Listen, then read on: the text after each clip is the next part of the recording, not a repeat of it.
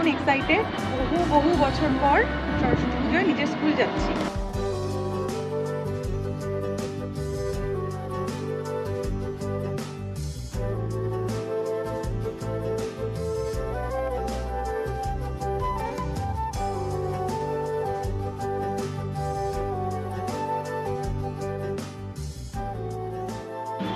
মানে কিছু না করে দাঁড়িয়ে থাকতেও ভালো লাগছে।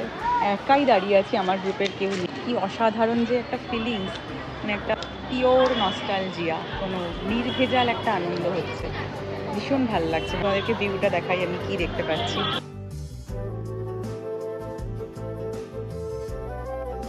এখন যেমন একটা মঞ্চ করেছে আলাদা করে, সেখানে পুজো হচ্ছে। আগে আমাদের সময় কোনো মঞ্চে হতো না, একটা রুমের মধ্যে আমরা ঠাকুর এনে রাখা হতো, ওখানেই প্রিপারেশন হতো, ওখানেই পুজো হতো। স্কুলের ভিতরে চলে এসেছি আমাদের ক্লাসরুমগুলোর দিকে।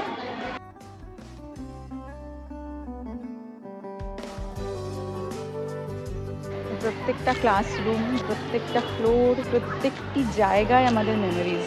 ক্লাস 5 থেকে ক্লাস 12 পড়াশোনায় একটু ভালো ছিলাম, খুব একটা যে স্কুল পালিয়ে ফাজলামো কিছু করেছি স্কুল টাইমে সেরকম নয়। বহু বছর পর এলাম।